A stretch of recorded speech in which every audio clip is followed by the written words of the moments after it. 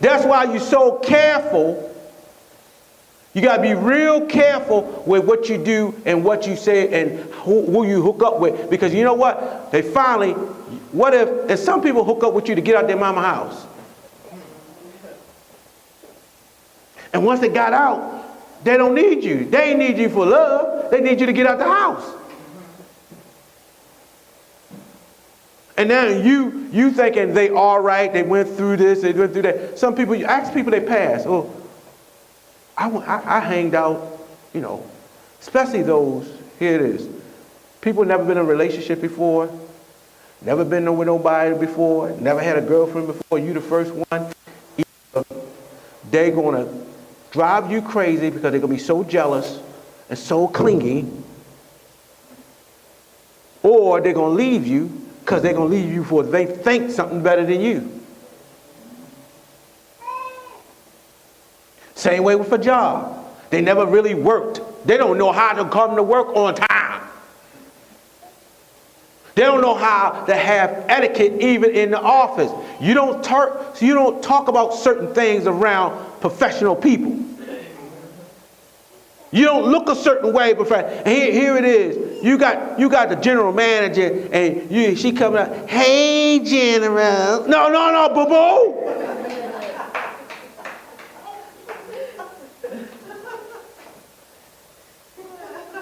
And you cussing around the owner. Yeah, man. You're not Mr. So-and-so. Not yes, sir. Yeah. You feel me? No, I'll feel you out of the door. I feel you on the unemployment line. I don't like the way this thing happened. And let me say, where were you when I built this business? Where were you when I built the ministry? Where were you when I built my family? Girl, I wouldn't take that off of him. He paying the mortgage. I know it's something wrong. I know he got a little court. But girl, why you with that click-eyed man? That click-eyed man love me. That lazy-eyed man take care of me. I got over his lazy eye. I know which direction he's looking. I love that man.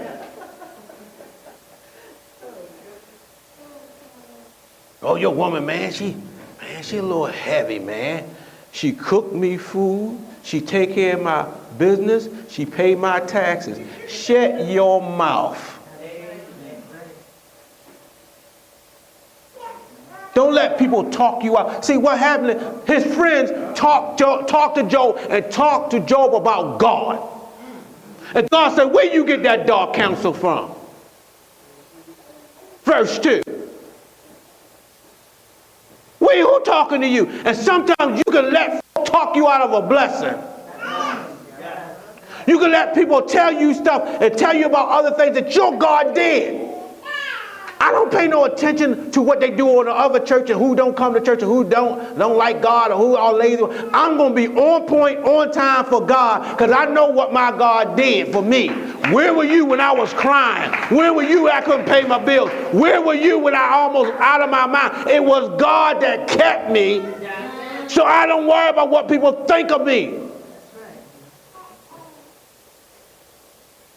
Because some people are hating on you because God chose you. But David, his own father forgot about he had another son. How you do that? He said, and then the prophet said, wait a minute, do you have any more sons? Jesse, like, wait a minute. Oh, yeah. David.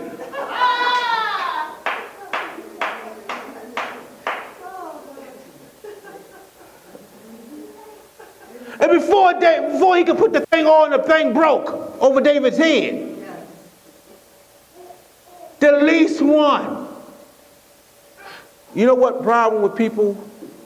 They don't know when God puts something, a seed in you. And people don't know. Let me say this. Samson, and people like Samson, Delilah. Let me break the myth of Samson. People in the movies, don't look at the movies when you see Samson. Don't look at him. Don't even look at the movie when you see Jesus. When y'all get to heaven, we're going to get some lot of shocks and surprises. Now, Samson, they show him like he got big muscles and he's strong. Everybody, if you look like Hulk Hogan, if you look like Tony Atlas, you look like Arnold Schwarzenegger 30 years ago, and you got these big muscles and you look like a bodybuilder, you can understand how Samson carried the gates, beat 1,000. You kind of can get that. But the Bible said they didn't know where his strength come from. Samson probably looked like Pee Wee Herman. Samson was probably about this big, skinny little arms, and he had locks. People have thought that the strength was not in his muscles. The strength wasn't in his muscles, it was in his hair. But where were you when God put it in there? And that's why people mess up, because they don't know where your strength lies. Because God is a master of hiding things in plain sight. How did God hide Moses in Egypt? Because Pharaoh trying to kill Moses. Moses was the next door down from him, and he's killing every baby. Then had a nerve to show Pharaoh's daughter saw this baby, called Moses' mama and told him, take care of the boy. Yeah. She got paid for taking care of her own son. And they looking for him. And God is a master of hiding gifts and things in you. But you know what? Where were you when I put it there? Your whole life is discovering you. That's your whole life, to discover you. And the key of not knowing is so blessing. What do you mean it's a blessing to not knowing? Sometimes we don't need to know everything all the time. Okay, at 25, if God showed you at 50 what you'd be doing, would you think you really like it?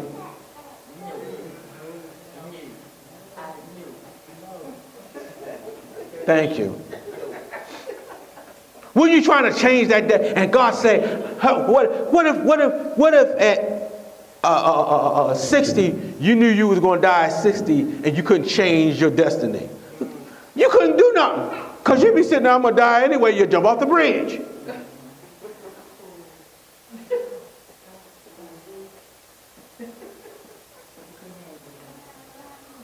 So God don't let us know we weren't there when God do things. But guess what? You ain't there when God bless you for your future. You ain't, sometimes, certain things I never thought I would get in life. Certain things I know I never thought, oh, I'll have a house, I'll do this, I'll do that. Some people didn't know. I thought I'd never get married, I'd never have a church, never be a pastor. Now, if God would have showed me at 20 or 25, I'll be standing in this pulpit and preaching to you and he might just show me this part. Y'all looking at me. He just showed me this part. I'm like, who did all that? 'Cause I know I can't do that. I know I was special ed. Who did all that work? And God said, you did. How? I don't know how to do that, God.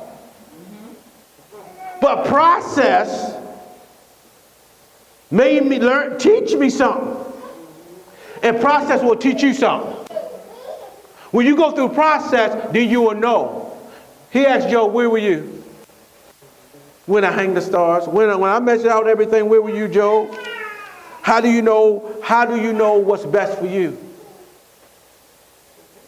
Now, God asked Job that question. He said, now, when I ask you this question, he said, gird up your loins, man up, and I require for you. Now, I'm going to ask you a question. What do you do when God asks you a question? What answer you give God when he asks you a question? See, we always want to ask God, we want to ask God for stuff, but what you do when he asks you for stuff? Well, what are you going to do if he asks you the question? What if he requires, he said, I demand an answer from you. What do you do when God demands an answer from you? Well, Pastor, I don't know what I do. I'll tell you the best way to answer that, the best thing to do when God asks you a question, you don't know the answer for it, repent. Just repent. What do you mean? Job said, God, I shut my mouth. I'm so sorry. I didn't know what I was talking about. Just tell God you don't know what you're talking about. That's the for upcoming events, announcements, information, and donation. Visit us at www.gpwm.org. Find us on Facebook. gpw.org.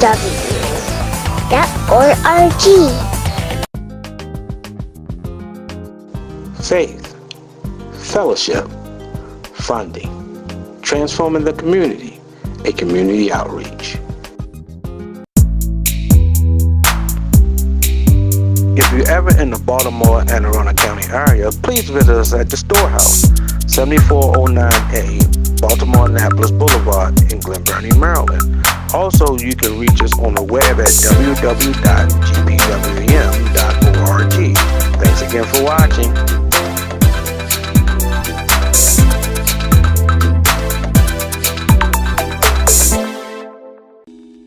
A place where I